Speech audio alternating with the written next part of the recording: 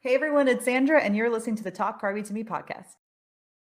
So I have a question for you. So this is your first podcast of the year.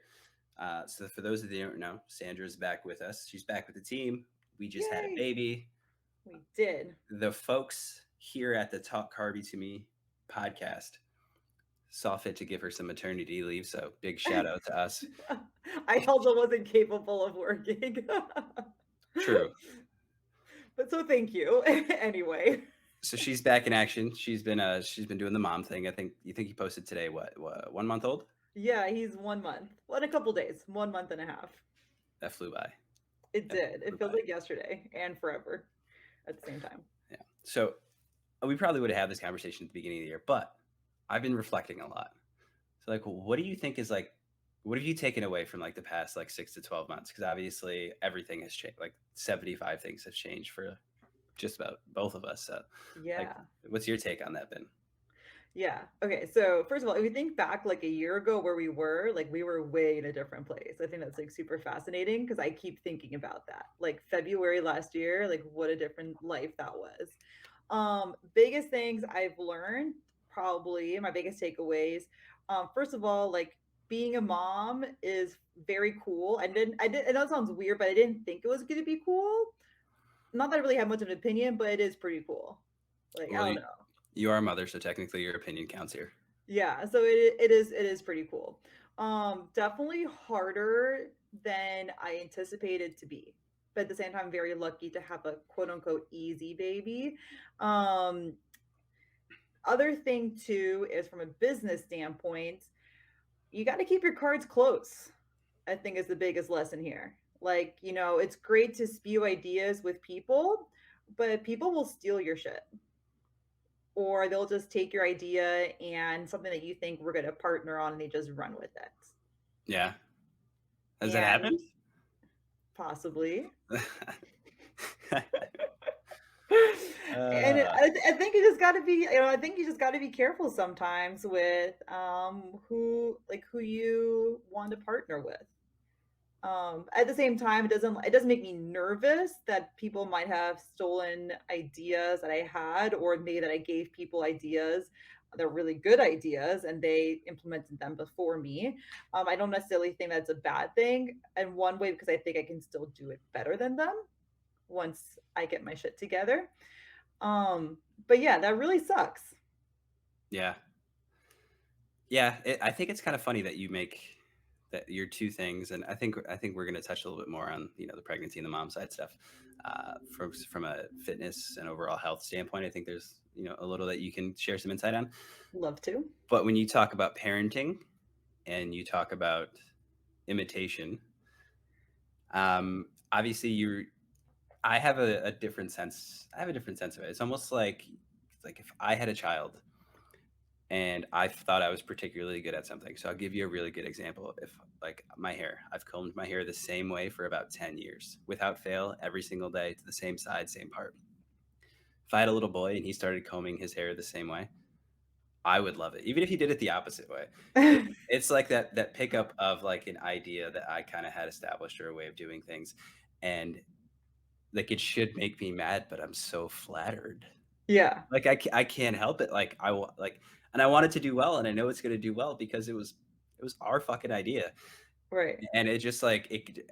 I'm very backwards as far as like what gets me going, what gets me a little hyped up and stuff like that, and I'm just proud to see someone putting forth a phenomenal effort, which I have no doubt it'll be super phenomenal. He said sarcastically with an idea that we've evolved into something far better. It's kind of like we thought of the bow and arrow, and then we left the bow and arrow down because we invented shotguns, and you're still Mm, fucking around with the bow and arrow. A little bit of that monkey see, monkey do. So that kind of gets me a little fired up. I feel like a mentor accidentally, and now I feel like it's my responsibility to help chart a course. So I'm going to lay out a couple tips. oh, First, go for it. first, right when you execute, you should probably use ChatGPT. It's probably going to be a better programmer, to be Yeah. honest with you. It'll probably streamline that process a little bit for you. Also, download Grammarly if you don't, if need be. We could set up the subscription for you as a gift for all your hard work. as that will help you fix grammatical errors and just go for it. Like just absolutely like kill it and just make Papa proud. Make Papa proud of your ideas. Hey, I hope it flourishes. Hey, I wish everyone the best. I still think it's a great idea. I just if you listen to I was talking to Josh Noble on last episode, and we were kind of talking about how we got into the podcasting. You're working analog, we're now working digital, Mm, and that workshop is what created our podcast. And I think it was a good choice. It feels better. It's easier to manage. It's easier to put out. It's easier to have enough bandwidth to have something that's digestible, makes a little bit of sense, has a little bit more personality to it. It's less like come to school. yeah. Yeah, I think we're moving away from that whole come to school thing. Like, things have to be fucking entertaining nowadays to get people's attention. Yeah, I'm gonna have to learn some jokes. Yeah. You're pretty funny. I'm a little bit funny. Yeah. You don't have to learn too many jokes. We're gonna So I start think telling. Anyway, I'm kidding. I'm segueing no, in my brain. you're gonna be the one that's gonna have the jokes because Guillermo's gonna bring some dad jokes to the table. Oh yeah. I mean, The mom and dad jokes are happening galore already in this household. oh, it needs to. The I think going for me, looking back at the last year, um, there's really two things. There's a much the thing I've learned is the importance of belief, Mm, right? And kind of like a mantra, like I'm going to do this. I'm going to do this every day, and this is the plan, and execute, and just fucking bet on yourself. That was like kind of like my biggest lesson. For a long time, I've worked for other companies. For a long time, I've killed myself for other companies. And that's no exaggeration. Like to put it in perspective, I've been thinking about this. About a year ago, I had super bad anxiety. I slept 4 hours every night. I worked probably 50 hours, 50 to 55 hours a mm, week. I had tons of clients. I was overbooked. I also just wasn't very happy. I was pretty miserable, and I was working out about 2 to 3 hours every day. That's mm, including lifting and running. There were some days I would come home from work and I'd be sitting there watching TV, eating my Chipotle bowl, which is like my safe haven, and I would just start bleeding from my nose profusely. I'm not mm, someone who suffers from nosebleeds or anything like that, but I was that far into a burnout, and a lot part of that was I'm sitting there and I'm bought into this company motto that doesn't even that I don't even agree with, nor do I believe in, and it just did not align with me at all. And flash forward, making the change to start my own business to get away from that lifestyle has been great, and we got a great mission statement. And some days are a fucking shit show as an entrepreneur. Which those of you that have started your own businesses or started your own projects, something like that, it's terrifying. Sometimes it's a great feeling. You'll feel great. It's like a stock chart that bounces all over the place. It's like, I'm kind of freaking out right now. Then I'm kind of not. And it's like, oh, and one of the things too is, and for anyone out there who struggles with a lot of anxiety, anything like that, some advice. I started journaling every single day. I figured out how to write again. I hadn't written since, way back in the day. My thoughts became a little bit clearer. I also started seeing a therapist, someone to talk to, vent with, talk about like, my mental health, like how I'm processing situations and things of that nature. And it's honestly been one of the most transformative things of all time. I'm literally like a Zen warrior now, in the sense that like my life right now is so peaceful that it's almost eerie for me because I'm so used to operating with everything on fire. mm. And a lot of that goes into also who you surround yourself with. I surround myself with peaceful people who bring something to the table. Like there is a cost now for my time and energy that is different than it was a year ago. Good for And you, man. part of that is just to protect the bandwidth that I have. And I have a bad habit of, uh, being close to people, and I'll put their fires out too, then I'll put my fires out, then I'll look outside, just check for the bat symbol, I'll go find wherever that fucking fire is, and I'll put that shit out too. And eventually you just burn yourself into the ground, and that's a place that no one wants to be in, and it takes a lot to get out of that. But that was kind of like the big lesson I learned, like eliminate the toxic folks, believe in yourself, like take a chance, like don't be afraid, because 9 out of 10 times if you do it right, it's going to work out, as we're both living examples, right? Yeah. So, Totally. Yeah, I think probably the scariest part, and I just started doing recently more of it, is kind of like investing in yourself and like having faith that whatever you are trying to create will pay off actually. And it will actually help you pay the bills, right? Like I think that's like the scariest part of being an entrepreneur, is having that initial investment that you got to put in. Like not yeah, just financially, but also emotionally, like your time and everything. Like you're dedicating everything and you're really hoping it's all going to work out. yeah. Inputs versus outputs, man. Once I changed to that thinking, Yeah. like, what am I putting in versus what I get out? It transformed the way I viewed the planet, honestly, and every relationship that I have. Yeah. I mean, I'm super excited for what the future's gonna hold. Like, I have some really big ideas coming up for this year. Um, but it's very scary in the beginning. And I think a lot of times like we let fear kind of hold us back a little bit. And it kind of translates into like anxiety and all of that too. And I think, for me, it definitely like kind of comes and goes where it's like, oh shit, we're really doing this. And there's an excitement. And then the other next day, you might feel super excited and pumped. Um, but yeah, it's fun. And at the same time, it's going to be the most enriching and the most rewarding thing because no one can take that away from you anymore. No company can just fire you from your Yeah, own job. yeah, and which is such a good feeling, and like you take care of everything, all the bills are paid, you're not stressed out, and stuff like that. I'll give you a great example. I don't like sharing the story, but this story is pretty. I think it's hilarious. As many of you know that listen, and if you're close to me, yeah, I like to gamble a little bit. There was a day where I was like in between like client payments and stuff like that, and I was like, oh, I need a couple things. All I have is like literally, I had like $30. Oh, shit. I went and like got like an energy drink, a protein shake. I drove, placed, used the other 20, used the other 20 on a bet actually, and just cashed it. Right, it hit for almost 100 times the value of what I bet on, and I'm like, no, don't go doing that. That's not advice. But it was one of those. It was one of those moments for me that it was like when the shit is dark and it like freaks out. Like trust your instinct. Like trust your gut. Things will work out. Now I don't find myself in that situation ever anymore. But it was one of those things where it's like I had an idea and I was like, "Fuck it, this is the only option. Believe in it. Like figure it the fuck out." Like it's just like one of those things where you never see. Like somehow crackheads always remain crackheads. Yeah. Like they don't like if you say you have like a homeless crackhead or something like that. Like they don't have a job. Crack costs money. I would assume I haven't bought crack ever, but I would assume it costs money. You can't just I'd steal crack. assume. Yeah. Somehow they always end up finding crack. Like Yeah. they're not going to go a day crackhead free. You know what I mean? And like that hustle has to be there. And like that was just like such a key thing. Like there is a way to get out of every situation. And yeah. Yeah.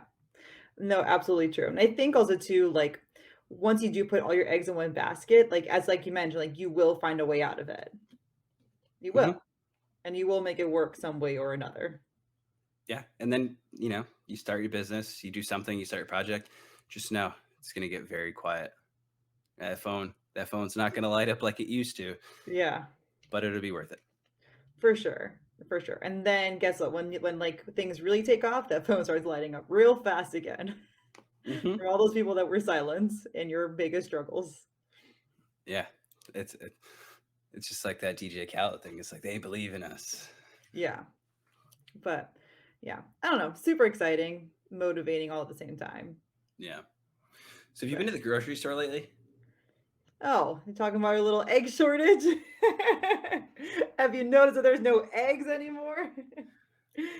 So I started seeing the meme because obviously our society now communicates in memes. It's like the Egyptians had hieroglyphics, we had the cave paintings back in the day for the cavemen, and like now it's just memes, right? So I saw the meme and I was like, what? I haven't noticed anything. Now I eat, 4 to 6 eggs just about every day. I hadn't really noticed too much of it, but like it appears to be a thing everywhere. So I started looking into it a little bit, and yeah, there's places up to $18 a dozen. Holy shit, really? That's like Yeah. over $1 an egg. Oh, that's ridiculous. It's wild. So looking into why this is happening, because obviously in the past 3 years, at some point, something's been too expensive. Whether it was gas at one point, you had interest rates, you had now we have inflation going out of control, and it's been affecting things differently. You had at one point computer graphics cards and anything with a microchip in it be ridiculously expensive. You had used cars like get weird and screwy and stuff like that. So I was looking at it. It's like, is this a supply chain thing, like, or what's going on? And since the beginning of last year, there's been an avian flu. We have lost 57. Uh, is it 57 million chickens? Million? Is it? Wait, is it billion? What did I send you? I don't know. I honestly, I forget. I have mommy brain. Anthony has had to educate me on like why I can't buy eggs at Costco anymore. Dude, I was at Wegmans and like we were locked in there. Yeah. I mean, I am just so much in newborn life that I'm like, there's no eggs. I screw it. Like, gotta move on with life. He's researching right now how many chickens have died. But yeah, it is a real problem because eggs are like the foundation of breakfast. They're the foundation of many people's diet. They used to be a really cheap source of protein for people, and now we don't have any. Yeah, it's a million. I was right. 57 million. Yeah, 57 million. 47 of those million are egg laying. Right. So Damn. trickle down effect is obviously what's making it. I'm just very curious. Like they're not that bad here in North Carolina. They've definitely gone up a couple bucks, maybe $3, but the places that are like significantly higher, that's a little wild. But you also had that egg farm in Connecticut, one of the biggest ones in the country, burn up. That was another 100,000 that just recently happened. Yeah, that's just freaking, it's so crazy. We So, need we need a huh? comeback. A comeback of the chickens. Yeah, right. Like we need it. Who's fighting for the chickens? Right? Who's I campaigning for the will. chickens?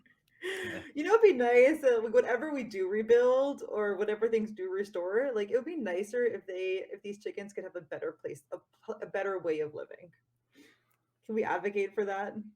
We could just have AI wings. No, I'm kidding. Yeah, honestly, I don't think it'll ever happen So sad. because humans will never look at chickens the way that we look at dogs. And that's why that'll never I don't think that'll ever change. Some humans I'm sure have this cuteness adoration for like a little chicken or something like that, but it's never going to be like a dog. Like you're never eager to come home to see your chicken as much as you are your dog. I know, but it'd just be nice. Like, honestly, I know we didn't like plan on talking about this, but it would be really, really cool if we found a way to raise our livestock in a way that's a little bit more humane. Like, I can't even look at the videos and pictures because it disgusts me so much. But I still want to eat my protein. And I can't just always go to the farmer's market, right? Like, it's just inconvenient for me. So I need someone to fix this for me. There could be an application of something Jordan Peterson talks about here that which might shed some maybe look at it in a different lens. If you think about everything that bad that's ever happened in human civilization, like so as long as humans have been on the planet, which obviously Uh-huh. goes back from our every terrible thing was done by humans. So it's like why would we expect like it's a novelty thought to be like, hey, let's make it humane and like let's not be mean. But again, like that's the nature of our species is to Hmm. do things in a very gruesome and terrible way. It was all done by humans. Interesting. Now, both exist, obviously, right? There's been heroic things done by humans, but any bad thing that's ever happened was done by humans. Hmm. Very interesting point you make. Yeah. So it begs the question. It's one of those things where it's like there's definitely I think what we're touching on here, there's definitely a line in our society where it's like we don't really care about this being humane, and the line is drawn about like right here, and it's when you get like a kitten and a puppy, and like maybe a horse might be there somewhere, but you're not Yeah, really. It's not you're not going to get the masses stirred up when it's like oh that like this chicken had a fucked up day. You know what I mean? right. But I think it's also hard to kind of get the masses into it because like, it's so horrific. Like I remember, you remember those people like campaigning in colleges and stuff like that. Like you ever had those people with like the pamphlets like showing you the pictures of how terrible it was and all of that. Yeah. Like I couldn't even look at it. Like, I couldn't even stomach it. So I guess it should I guess people could say, "Oh, well, then stop eating all that food." Like, I don't wanna stop eating all of it. I just want someone to, like, I'll even pay a few extra bucks. Yeah. I don't Well, mind. what's the farm that makes Fairlife? Oh, I don't know. Uh, I think it's I um, think it's also been trending that, like, they don't humanely treat their stuff, right? Or their yeah, stuff, their animals. They're not so fair. yeah. So yeah, it's why doesn't it say the farm's name? Pretty sure it's Fair Oaks Farm.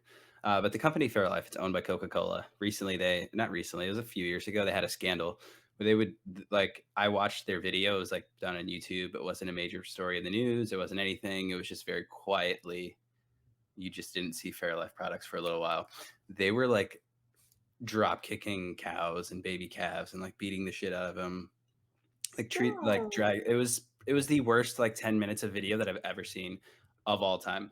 I personally would have wanted to go to the farm and kill each and every single one of those ranchers, like or farm guy, whatever they're called. It was so bad. And they would be like calves too, and like they're not taking like milk and stuff like that. And think and like it's Aw. like why are you kicking a calf that was just born because it won't drink milk? Like it's been alive for like 15 minutes. Aw. It's horrible. You can still find the video. I don't wanna Um, see it. I can't even oh, I would not advise watching it.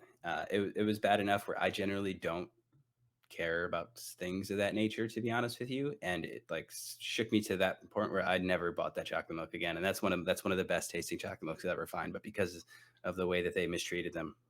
damn. Fortunately, if you're owned by Coca Cola, you can make things like that go away. Yeah. But I think that's part of it, right? We'll never look at chickens the way that we look at our puppy or a dog, Yeah. and I think that's why you'll probably I think you'll continue to see it. Yeah, I also think, like, I don't know, there's so much demand, like, we need so much of it, right? Our demand of the supply is so high that, like, I don't know how can we humanely even do it. Yeah, you know what they say, to make an omelet, you gotta break a couple eggs. Yeah, clearly, Yeah. if you can find them. You just have to make over 120K a year to afford eggs. Yeah. Jesus Christ, $18 for a dozen?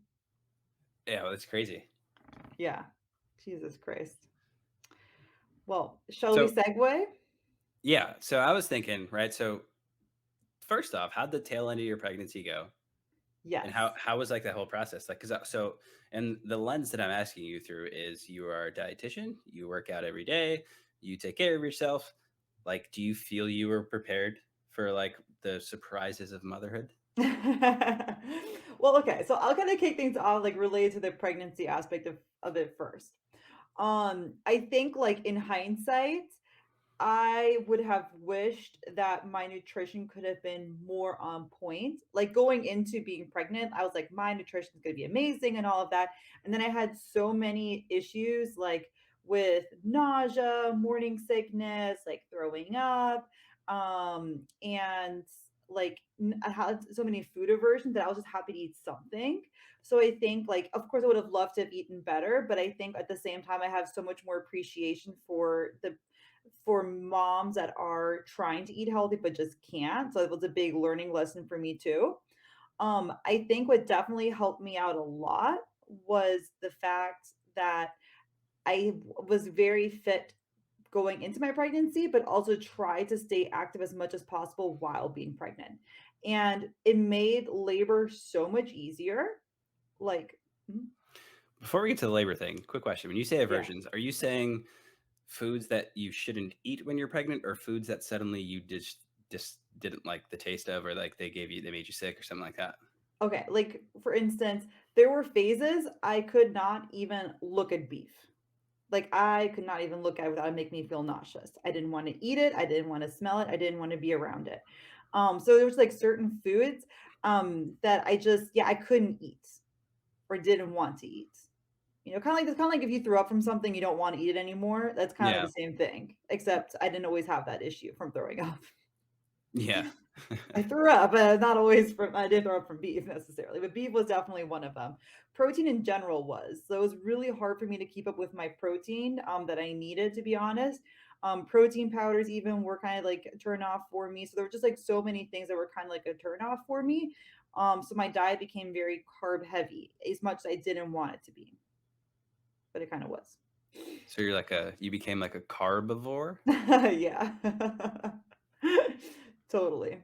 So I wish like, I guess going into it, I had certain expectations of how I wanted it to be, and then the outcome was different. And I just had to be graceful about it, or give myself grace about it.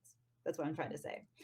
Makes sense. Um, yeah. So you mentioned labor, going into labor as someone who's fit, right? Before Yeah. you were pregnant, for those of you that don't know, she was training for a powerlifting meet. So Yeah. Sandra can move some weight, right? I So used to be able to. It'd be nice to know if I still can. Yeah, it was super helpful, honestly. Like being strong is just super helpful in the labor process. Like it was hard for me to keep up my workouts while being pregnant. I'm one of those people like I like to be able to lift a certain amount. And to not be able to do so, it kind of is a little depressing for me. I'm also one of those people like to push myself. And then once I'm in the gym, I get really excited and I want to keep going. And before you know it, I either burn out super fast at the gym or like I'm out of commission for the next 3 days. So it really was hard for me to balance how to train while being pregnant. Prenatal Pilates was definitely super, super important actually to me. I was working with someone on the side on that. ooh. Yes. That was really, really helpful. But yeah, basically I'll go into it a little bit. So my basic when you're pushing a child, well, I was gonna go into it. I hope this is not gonna be too TMI for anyone.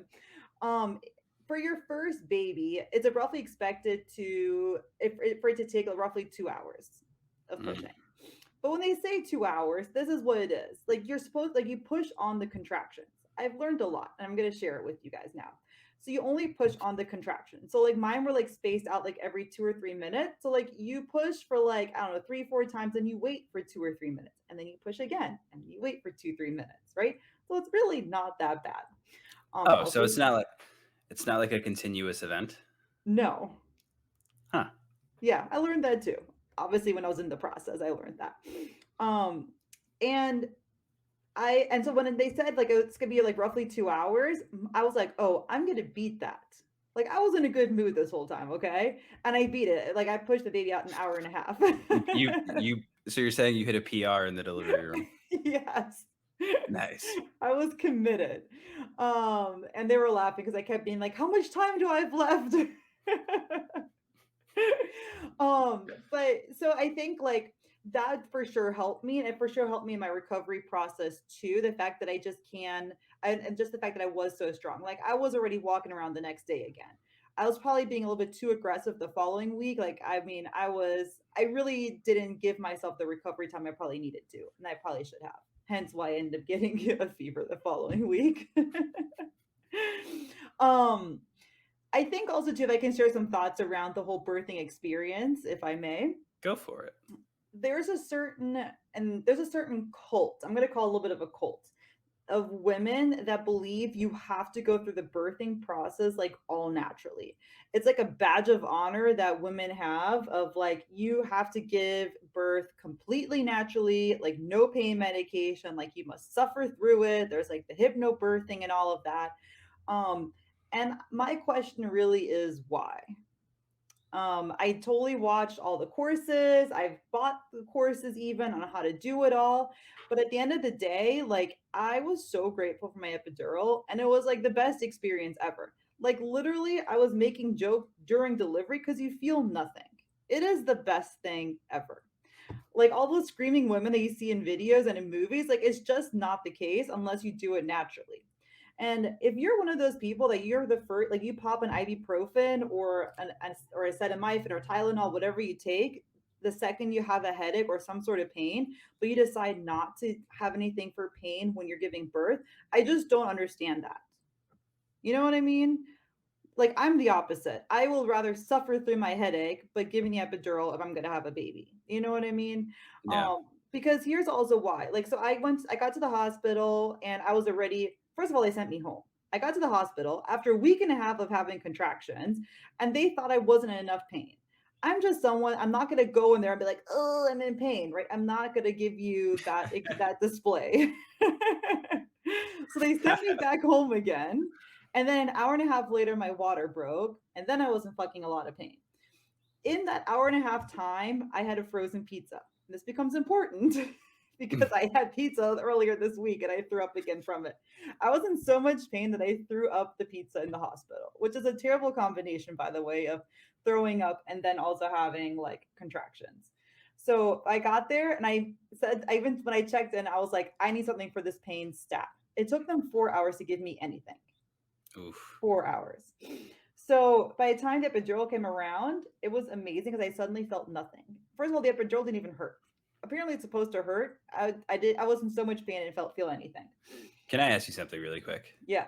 Because once you said it, I was gonna let you keep riding, but I need to know No, ask. what kind of pizza was it? Okay, so it was a frozen pizza from Trader Joe's, a pepperoni pizza. That's it.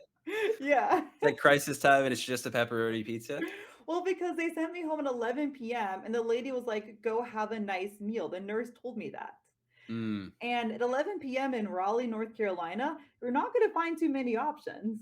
yeah, that's true. So the only thing we really had was like a frozen pizza. And I was tired at this point. So then when my water broke, I'm like, fuck, do we go back? Like we just got home. But of course we went back. Um, so anyway, back to the epidural part real quick. The hardest part about the whole journey is really after you give birth when you're not going to be sleeping anymore.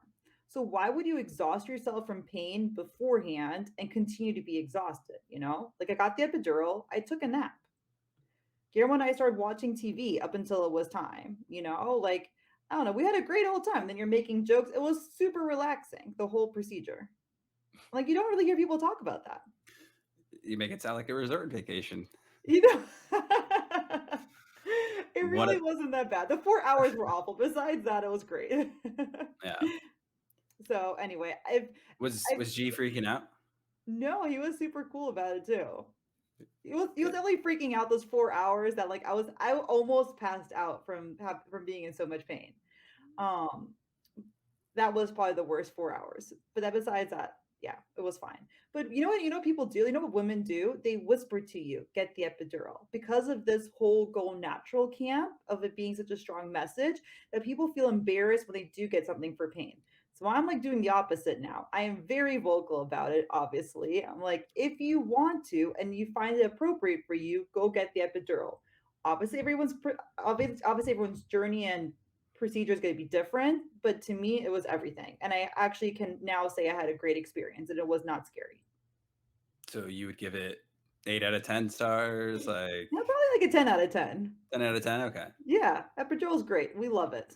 I'm talking about the whole experience, the whole ordeal. Oh, the whole experience? Honestly, I would give it a 10 out of 10. All right, I like it. Yeah. Yeah, I feel like, the whole labor process has just been so over dramatized in movies.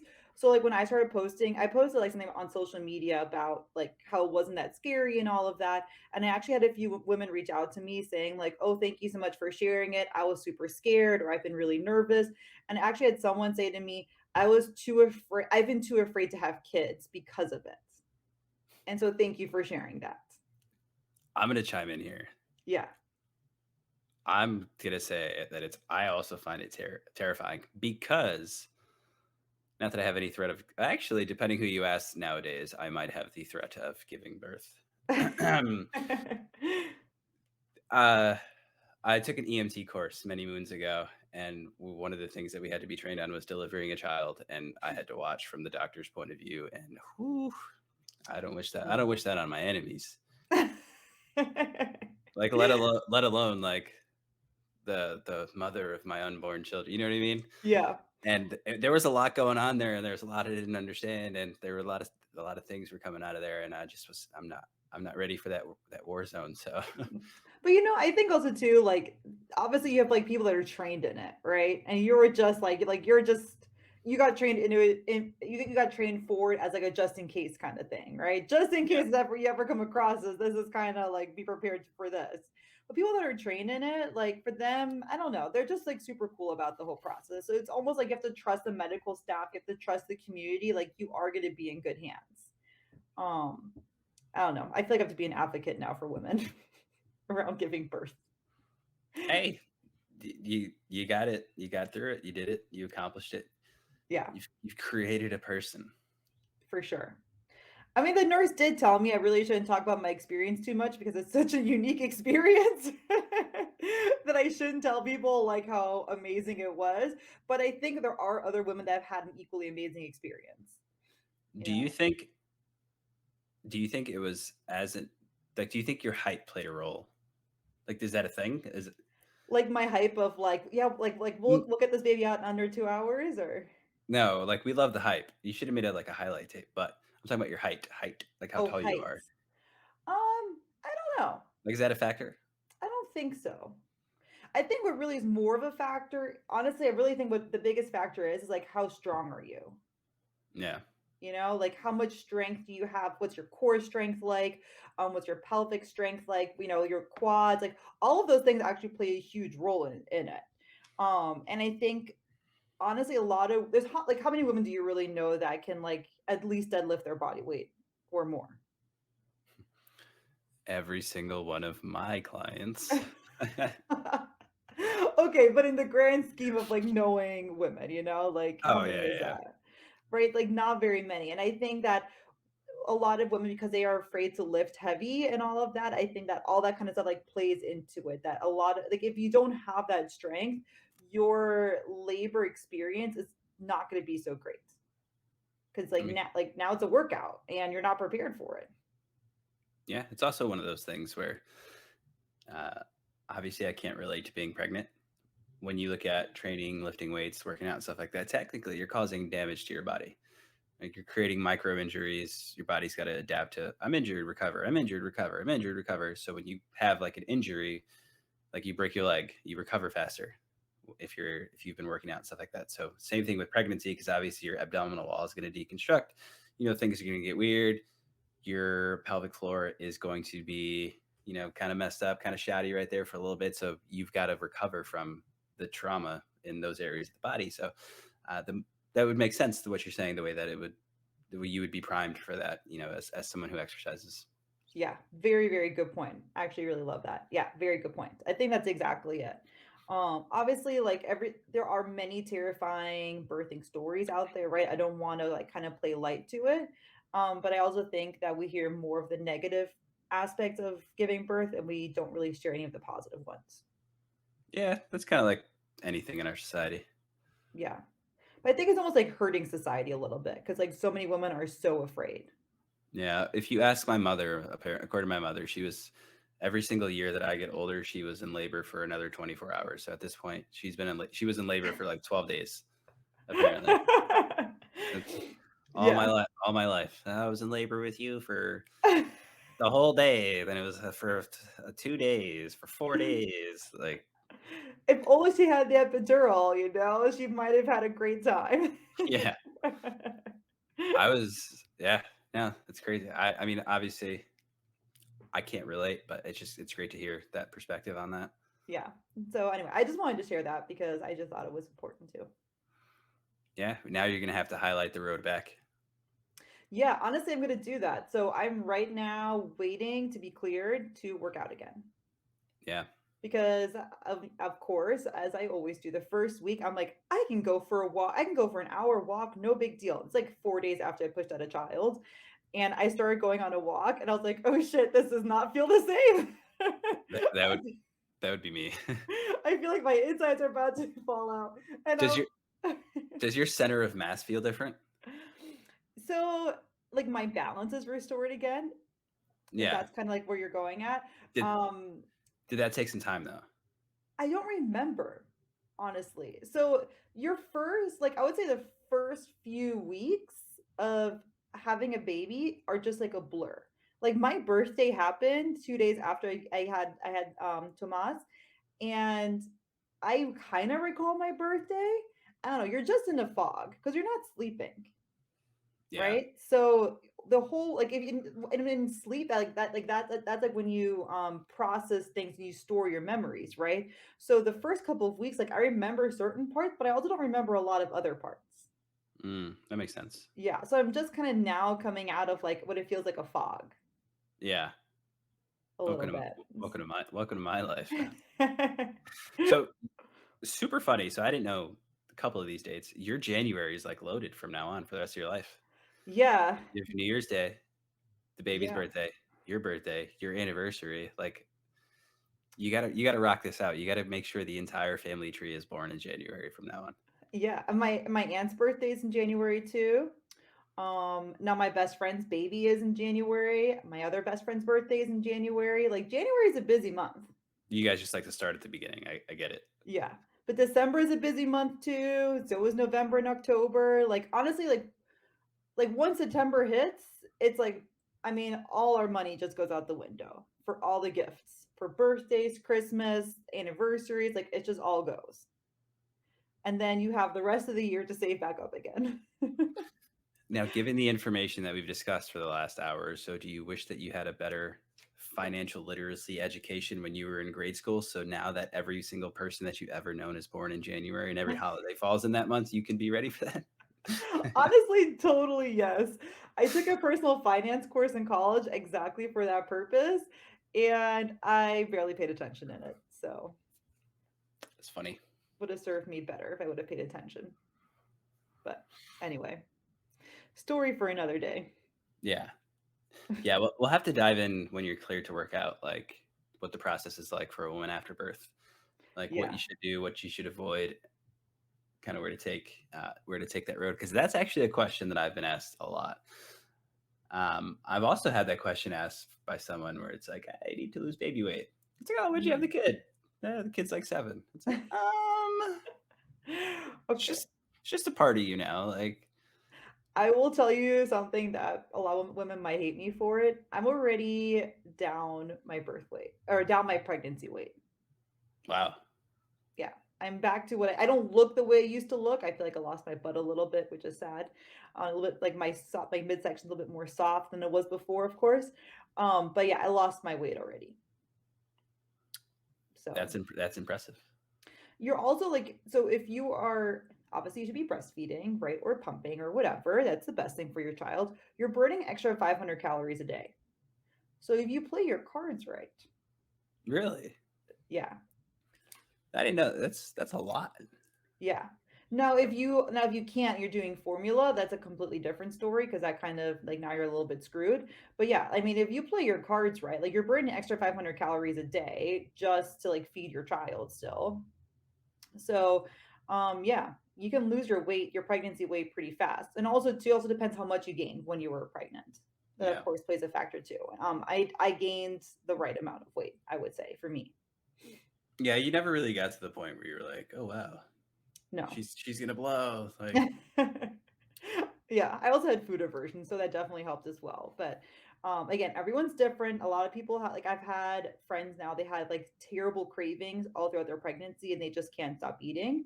So I'm sure there's certain women out there they have that or they have that same experience when they're breastfeeding and all of that.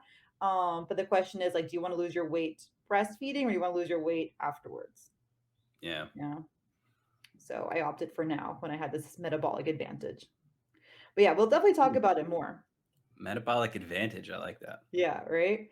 I don't know, my plan for getting back to my workout to working out actually is, like, I'm just gonna go back to what I used to do. I'm just gonna see how it goes. That makes sense. Come work out with me where you die and you question things and you're like, why the fuck did I agree to do this? So here's my plan. I was gonna first, like, go squat and deadlift a little bit on my own to kinda see, like, how are we feeling, and then I was gonna hit you up and be like, "Alright, let's go back to bucked up." Oh yeah, I Like, forgot. I forgot about that place. I haven't been there. You can't even blame the pregnancy anymore. no, but I've gotten now sick twice since giving birth. I had a fever my 2nd week, and then I threw up this past Monday. Yeah, off of pizza. Yeah. Okay, pizza, I shall not eat pizza no more. I love me some pizza. New Haven pizza. Why? What's different about it? Well, the water quality up north is different. Like the minerals in the water, the pH is different. I'm sure there's something else that goes to it. So the dough is better. Oh, interesting. So it's just a better experience overall for pizza. Down here, it's not great. Down here, like Domino's competes with the pizza places. In the north, there you would never. It would never. The thought would never occur to you unless it was an emergency. Like, hey, we're hitting Domino's. We're not hitting a pizza place. Yeah, Domino's was strong for me in college, and then we it quickly tapered off to better pizza options. Better pizza, better ingredients.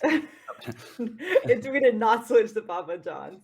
No, but I don't know. I feel like the ingredients, or like whenever I go to a restaurant or eat in general here in North Carolina, it's not food that I make. I don't know. I feel like the quality just isn't there. Like it always feels a little bit old, a little bit shitty. I don't know. It's like people don't take care of their food here. I don't know. I disagree, but I haven't run into it. I haven't run into too much of that. I like the food Mm. here in certain categories. Pizza, obviously, we're going up north. Italian food is 50-50. It depends where you go. I've had some pretty good Italian here. I've Mm. had some pretty shaky Italian. But if you can make a good Parmesan, you have my heart. A good chicken Parmesan, you have my heart. So See, for me, it's not even about how it tastes. Like the food tastes good. It's just like the quality of it. I don't know if that makes sense. For instance, we went to the Cheesecake Factory, right? Before, like, I don't know, like 6 weeks ago at this point. And like even the lemon on my water, it was shit. It was like a dried out piece of lemon on my water. The food tasted fine, but it was also like a little bit where I'm like, the tomato is not like the freshest tomato I've seen. so you mentioned you dropped the chain restaurant. Is that a reflection of the state or a reflection of the chain restaurant? I don't know. I've been to a lot of chain restaurants. I feel like you're more chain restaurants here than when I lived in Florida. There's just a lot of chain restaurants around here, and the quality just isn't great. It's just not. Yeah, I think Cheesecake Factory is up there. It's in the maybe in the pantheon of greats for chain restaurants. Yeah. I mean, usually like Cheesecake Factory, you really can't go wrong with the Cheesecake Factory. But even the bread, I'm like, even the bread, I'm like, you guys didn't even like thaw this correctly. True. That's like freezer burn on it. My issue with it is the menu is too big. Oh, really? If you when you're pick the menu for the Cheesecake Factory is like 45 pages, and then there's the cheesecake menu. Yeah. Like you could literally get anything there, and it's like picking up the Bible of restaurants and just flipping through, and it's like, okay, what are we going with today? But you like that you can't tell me that you're delivering a masterful experience when you have like a chicken Alfredo dish, a burger, and then there's General Tso's chicken on the menu. Like you can't tell me you can be great at all three. Like no No. one's got that much range. That is a fair argument to make. Though I did have their burger when I was there, and it was pretty good. They I do just have want they do have really good burgers. Yeah, that they do have. And their cheesecake is amazing. Honestly, their chocolate cake, which isn't even a cheesecake, is my absolute favorite. Mm, It's like blackout or something like that it's called. I don't know. It's amazing. yeah, I like the caramel cheesecake. Speaking of burgers and food and restaurants, since we're on the topic, I went to Bad Daddy's not long ago. Uh, Ah, Bad Daddy's is a phenomenal burger joint here. It's old terrible. stomping It, grounds. it was terrible. Really? Yeah, I don't know if they were having an off night. They seemed understaffed. It was just not a great vibe. Oh Like shit. the burger was drier than usual. I didn't feel the same amount of heart in my burger Damn. as usual. What does that like what does that cause for then or what happens then to you? Like do you then decide like, "Oh, I'm not going to go back anytime soon because I was so disappointed," or are you going to give them another chance? It's actually funny that you frame it that way. We'll maybe go deeper on that a little bit later, but I take it as a betrayal. Like I trusted you to make a delicious burger, and you let me down. And Yeah. now I have to live with that, and it takes some processing. I mean, I'll probably go back. I can't say I'm eager to go back though. Yeah. I had the same experience actually with Five Guys. I forget which Five Guys place I went to. And the burger was so greasy and it really kind of upset my stomach. Apparently I have a sensitive stomach. That's Now kind of here what we I'm go again. concluding. And I just didn't go back for a really, really long time up until recently. And recently I had a really, really good burger, and now I'm back on board again. Dude, there's always a redemption tour. Yeah. I think the issue with some of the chain places, which can really throw you off, and when you think about every single chain place that exists, if there's the model needs to be consistent across, right? So if I go to McDonald's in Massachusetts, it tastes the same as McDonald's here, it tastes the same as McDonald's in California. There are certain restaurants where that's not the case, and when you run into those, like, it throws you off, right? Yeah. So that happened to us a lot when we moved here from Connecticut. Not that we eat a ton of fast food, but here and there, like, yeah. And as we're acclimating and stuff like that, we're out more and things of that nature. So we're like, okay, what can we eat? Let's try this and stuff like that. Like Chick-fil-A down here tastes better than it does up north, Oh, right? interesting. Taco Bell up north tastes better than the ones down here. Oh. The Burger King that we used to be near our house in Garner, infinitely better than any of the Burger Kings up north and stuff like that. So you see those differences among the chains, and I think that's one of the things that can kind of give you that like that false sense a little bit, where it's like, oh, that wasn't as good as like I was expecting, because especially if you lived in an area for a while and you move, it's very different. One thing that I will say by comparison, from where I'm from in the Northeast to down here, Dunkin' Donuts, not the vibe here at all. I haven't been to Dunkin' Donuts here. I went a lot to the one in Boca when I lived in Florida. That was like my thing. Like I probably went to Dunkin' Donuts every other day. I got my I cold brew coffee every single other day, or maybe even every single day. And it was so great, but I haven't gone to one here. And every time, and the one time I did go, I was like, oh, I'm a little disappointed. Like it just didn't hit the spot. I went to, I'm more of a Keurig type guy now. Hmm. I'm accustomed to going to the order window and being like, hey, can I get a large black coffee? Right. And when I get to the window, the woman or the person or the individual is outside the window with my coffee already. That's what I'm accustomed to. 30 seconds. 30 seconds. I went to the one over on Falls that's by Real Fit. I was the only person in line, and I gave my order and I got to the window, and then I had to wait for like 2 minutes. Now Oh, now that might sound like a first world problem and some entitlement issues, but not for Dunkin' Donuts if you've been to a Dunkin' Donuts in the Northeast. As long as there's not a line, if you're the only one there, like, it's coming out hot, like, immediately. yeah. No, I agree with that. I think there's also, and this is just my little soapbox that I in general have, and you may not even know about the soapbox that I have. I feel like from when we were like in high school to now, the quality of service that you get has gone down a lot. Like I am used to like some young high school kids like busting their ass, just being grateful to have a job, and just working hard and smiling at you when you're ordering. And all of that's kind of disappeared a little bit. Like the high school kids now, like the ones that actually do work, and I don't know, they're like moody. Like I'm there to make you happy. You know what I mean? Yeah, the whole world is a little moodier from 2006. Though I think there's one big reason. The iPhones didn't exist when we were in high school. Oh yeah, That's okay. that sounds tremendously like an old statement, but that's just a fact. Yeah, I had that Nokia brick phone, Yeah. and yeah, like I didn't have an iPhone until maybe a year after. You're touching on something else that's like a sore spot for me. All these young kids, and I sound so old for saying it like this, but I just have to say it like that. They have their stupid AirPod in their ear. Could you imagine in high school having a job and listening and like having like an AirPod in your ear? Like you would have gotten like written up for that for sure. Hmm. Having your phone on you, that would have also, and then you being on it and actually looking at it, like I was terrified to get caught by anybody, including a customer. And now they don't even care. I'm Yeah, like, hello.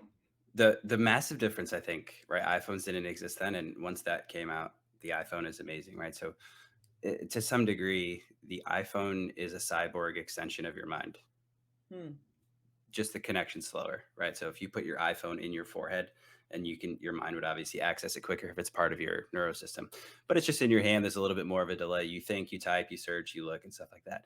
Once that became available, if you look at all of the things in society, right? People's interpersonal skills, people's social skills, communication skills, activity levels, they all started to drop. So like for us, it's weird if I go somewhere.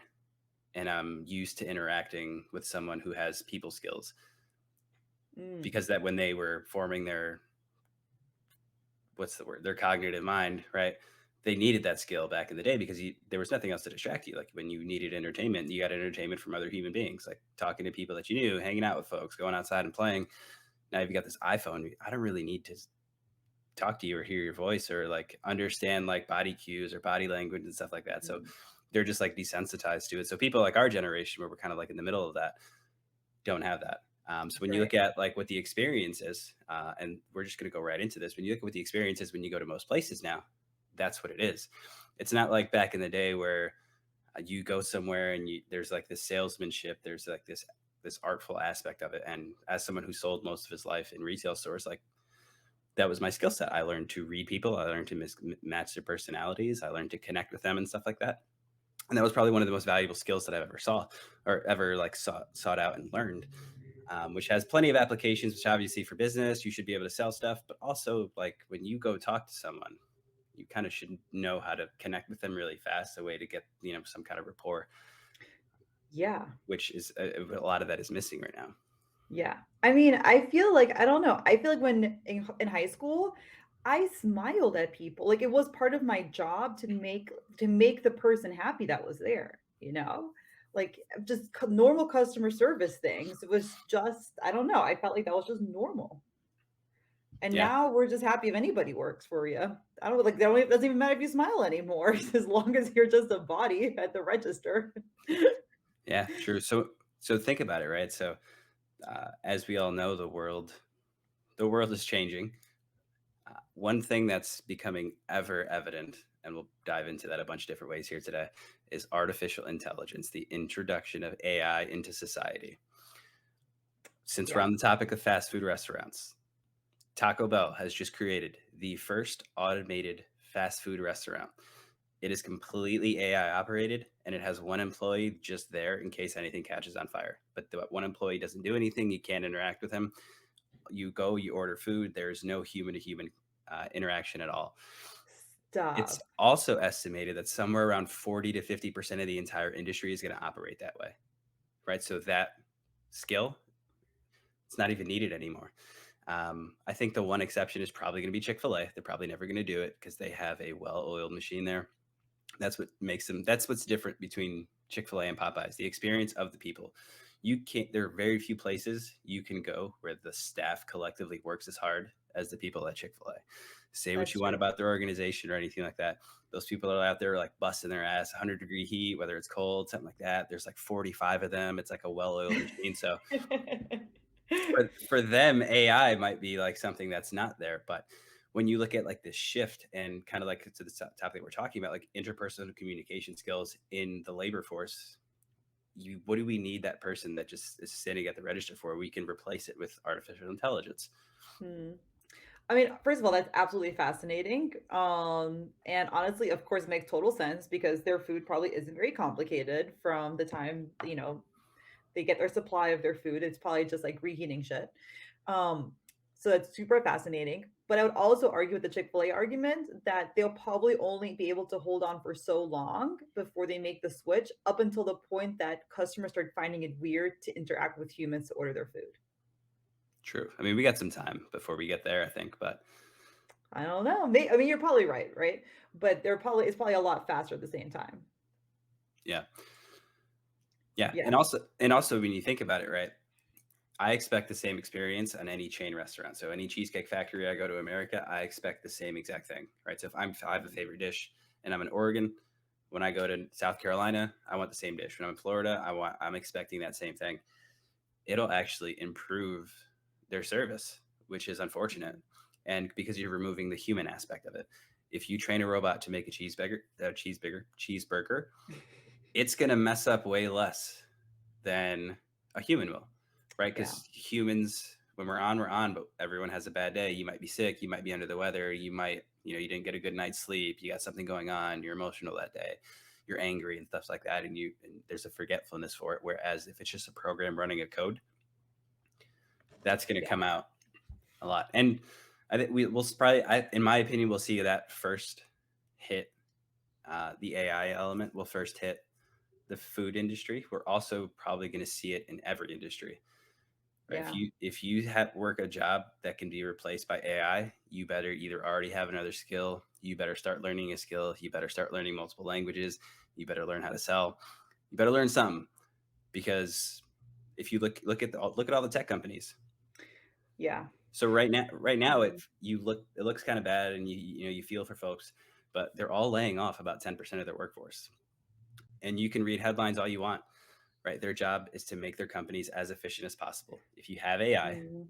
let's just put it out there, right? Chat GPT exists now, right? If Yeah. Chat GPT will replace so many jobs in companies, they know this, and that's part of where it's beginning right now. Yeah, I would almost argue that whatever skill you do have that you do decide to learn, it can't be something that can currently be replaced with AI. So instance, like even languages, I would even argue like learning another language is almost not even necessary anymore. True. Because you can just chat GBT, like translate it. The Google Translate app. My dad, when he was visiting, FYI for the listeners, baby was born. When my dad came to visit, like he was communicating with my in-laws, my in-laws' parents who don't speak a word of English via Google Translate. So he would talk into it, and then they would talk into it, right? And it would translate it back and forth for them. And they had fluent conversations. Yeah. But hear me out. AI advances. We've all seen Terminator. AI eventually gets I've to the never point seen where, Terminator. oh boy, it's 2023 and you just added the resolution. You have to watch Terminator, preferably with the child. The AI's job is to make everything efficient. It is believed in the plot to Terminator that AI eventually reaches the point where humanity is not efficient anymore and is unnecessary for the survival of the planet. And the robots start killing humans, and that's how that begins. All right, so let's just play that part out. That happens. The robots take over. That's your government. That's your all your infrastructure, and then we devolve into like this other version of something, right? That maybe we get a little bit more tribal and stuff like that. The language stuff will matter.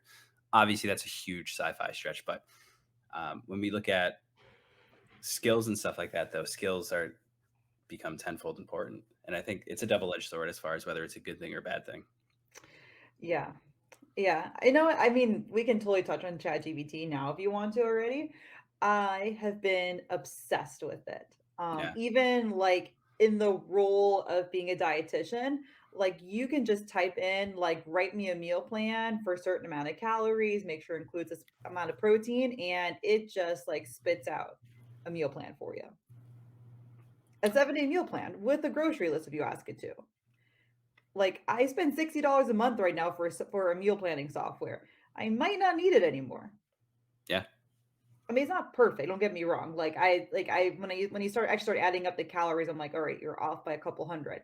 But that's okay, like, I can fix that then as a human still.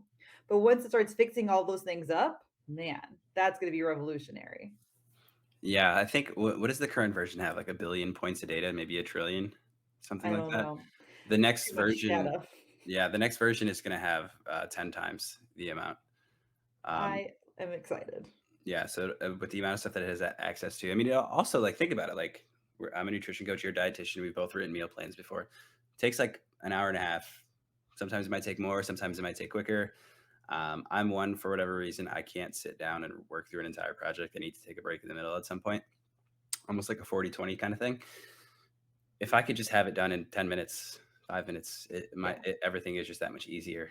So they'll if you are someone in our industry right now, you better get really good with ChatGPT or OpenAI.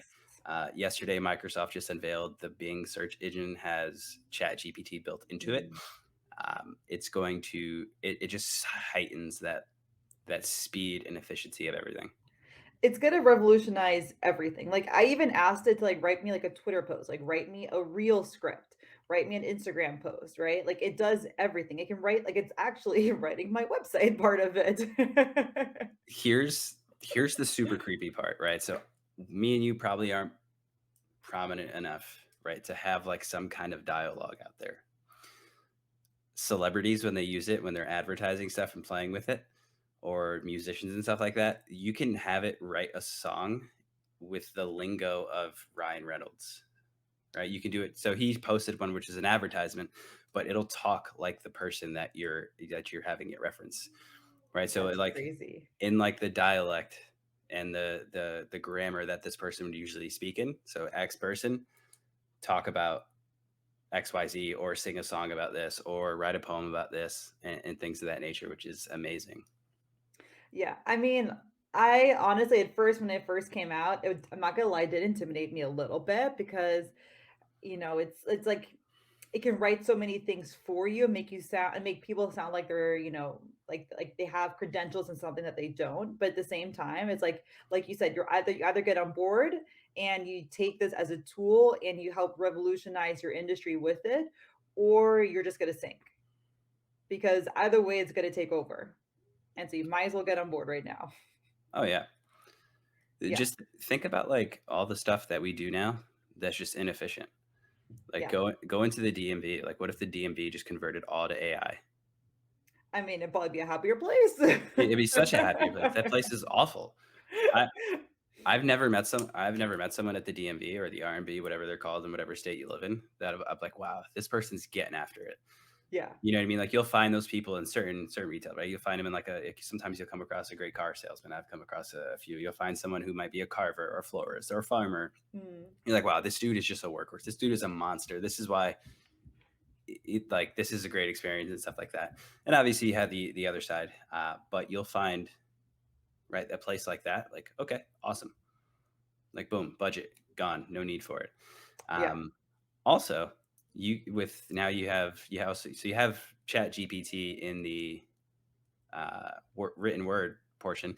You can also have you could literally program it to write a video for you, and it'll generate all the AI images. A lot of artists have been playing with that, and I saw a couple where like none of these people are actually existed. They're all AI Oh, generated, yeah, I saw those. and like you couldn't tell their hands got a little weird and stuff like that, but for at first glance you would think that was a real person. Like you could create just a completely entirely different identity. It's so interesting and freaky. I mean, also too, like, so this is like something that I've been thinking a lot of, like now having like a newborn at home. It's like how do I teach him about the world given all these tools? Like it's all happening so fast, and like what is his future going to look like? Like, are you still going to be writing essays? Because we wrote a shit ton of essays in college and in high school, and all those years, right? And now you can have just chat gbt that just like crank out like an essay, and it can be completely plagiarized proof, right? Like, what is his future going to look like with all of it? So super fascinating. Obviously, that's going to depend. There are some schools what they've started doing because obviously before like me and you had Spark Notes and unemployed professors, but you've got ChatGPT now, so they I guess they can use ChatGPT to find ChatGPT written things, and What? it'll spit out like, hey, this seems like it was written with the intellect or inference or whatever the word is there of ChatGPT, and they'll fail students on their submissions and stuff like that. So No way. what some professors have done, because obviously, like, if I can have Chat GPT write me an essay and I'll just change a few words and we're good to go, I'm doing it 100% of the time. I don't care if I'm a master in the subject. It does not matter. It will make it quicker. They are doing open form discussion for testing, which I think is significantly better based on how this conversation started in general, where we lack interpersonal skills and stuff like that. Take the monotonous out of it, right? Take out here's a list of 10 homework assignments, go bury your head in a book, come back to me, pass fail. Right now you actually have to interact, you have to express yourself, you have to use dialect, you have to have human connection and things like that, which I think is a good thing that it'll have in the education system. Because Yeah. the way it is now, you can actually never enroll your child in school and just teach him from home with YouTube, Chat Mhm. GPT. He'll probably have a better education. He will probably test better than most of the country. If you look at the education scores, the aptitude tests, the reading levels, and things of that nature, like you could destroy that curriculum, and you could probably do it quicker. There was a 9-year-old that just graduated high school. Holy shit, no Yeah, way. I forget where he's at. But I just saw the article the other day. He graduated high school and he started college at Damn. 9, 10 years old. Good for him at the same time, poor kid. Well, poor kid. You think the high school experience or the public education or the schooling K through 12 is much different now than it was back in the day. Yeah, I guess so. I mean, I guess the question then is like, are you going to school? I guess if or the conversation you would start having then is like, are you going to school really for learning, or are you going to school to learn social skills? Because where else, like, if you're like being taught from home, like being homeschooled, you're not going to be around 30 kids. You're not going to be around people like kind of making fun of you a little bit, like all that kind of like socialness where you kind of have to like push yourself through and learn how to, I don't know, interact with people. You don't really learn that at home just being around your parents that are homeschooling you or your homeschool teacher. Yeah, So maybe school will shift a little bit where it's going to become not only a place where you learn, but a place where you actually develop social skills. yeah. Oh, absolutely. It's one of those things too where I think we'll see it slip into trades. Where before you had like your city might have two trade schools and like your 10 standard academic schools. I think we'll see the predominantly a lot of trade stuff because there's a lot of stuff that like I'm thinking back to my high school days. Man, there was 90% of 90 to 100% of what I learned in high school I don't apply anymore. Mm, Even in all my schooling. It's just one of those things where it's like I didn't need to know any of this. There were 100 things I probably could have learned better, like how to profit loss statements, financial literacy, tax code, things of that nature, how to start a business, budgeting, XYZ stuff like that. I didn't need to know, the what a hypotenuse is, like the Pythagorean. I can't even say it. Pythagorean theorem. What is it? I don't know. I probably know the word in German, to be honest, and not in English. Yeah, whatever fucking shit that is. Like, I didn't need to do that, and like my classes got to the point where like all my math equations were all letters. There were then like one number, but everything Yeah. was letters. And I'm like, dog, like I'm kind of just making this shit up. So luckily, if I put enough notes on this, like it looks like I did my work, but I have no idea what the hell is happening right now. Well, I still think that there's like a certain like benefit to knowing what they do teach in school. Like there is a certain benefit of having like a ground foundation or like a certain foundation of knowledge, like history, certain economics, right? Math, physics, all that. Like I still think that's important. Even if you don't remember it, it's probably still good that you did have that.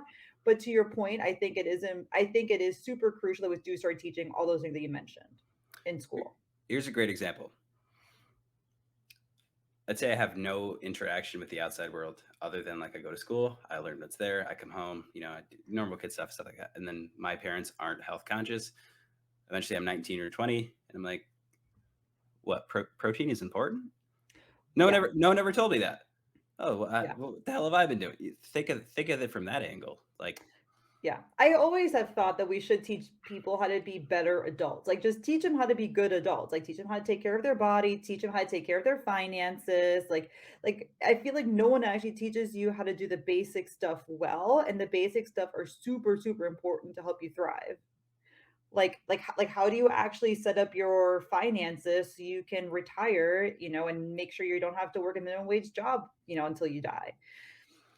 Like no one teaches you that unless you took a personal finance course in college or you self-taught yourself. yeah, it's crazy. Yeah. Like I didn't even know how to do my taxes.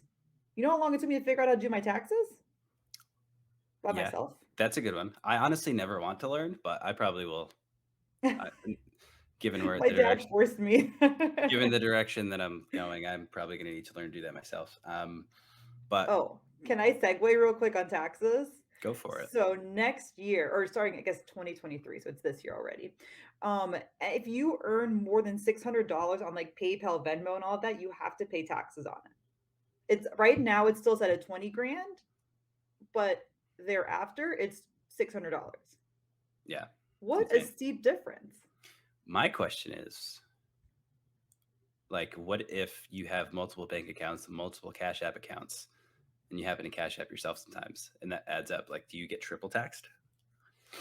Oh, interesting. Because as a small business owner, you're going to get double taxed because your business is going to get taxed, and then you're personally going to get taxed if you when you claim everything as income because you're an upstanding citizen and you will do so. But then if you also have that report saying like I had to move money around, like is that another way that they're like, oh, haha, I got you? Yeah, that's a very good question. I don't know. I don't know that. Yeah, and I'm gonna and there's a very obvious answer partly there, which if you pay attention to the political landscape, what's going on right now, and some of the bills they're looking at passing with the IRS and stuff like that. I'm just going to leave that there though, and you could do your own research. Just look up the current tax situation in Congress and talk about that yourself. But anyway, yeah, like we got to get some skills, and Yeah. I think the negative aspect of it is AI has the opportunity or the capability, both actually, to eliminate all the labor force where it's just monotonous. It's binary. It's I do this, I do that, I touch this, I touch that. Right. We can eliminate all those people.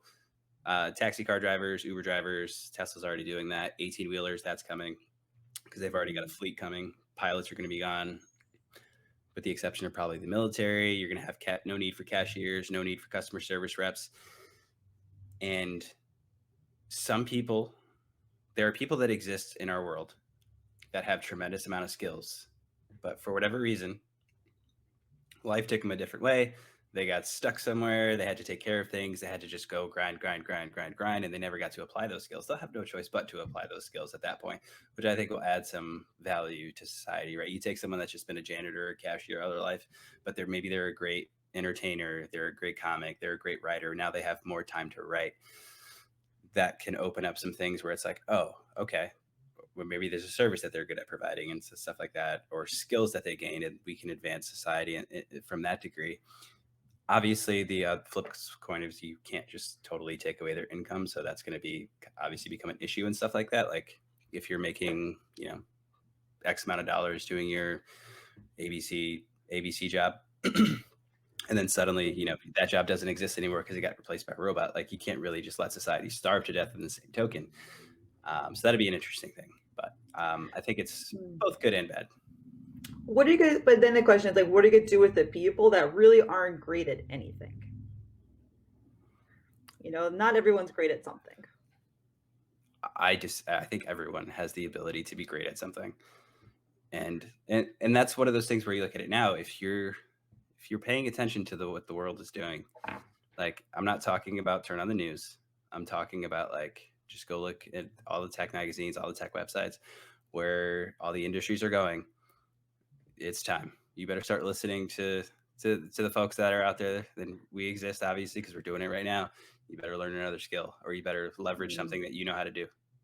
No, I 100% agree with you, but I still think that there are gonna be some like, it's still gonna be a situation that we're gonna be facing, like, what are we gonna do with all these people that now literally don't have a job, and they literally are not gonna be great at anything? I can already think of one person that I know that I'm like, "Oh, yeah, you're gonna be fucked because you really aren't great at anything." Like, I can't think of one thing where I'm like, "Oh, yeah, you should really spend more time doing that because that's gonna benefit humanity." True. Uh, So, I don't know, it's gonna be an interesting future, I think. it'll be interesting for sure.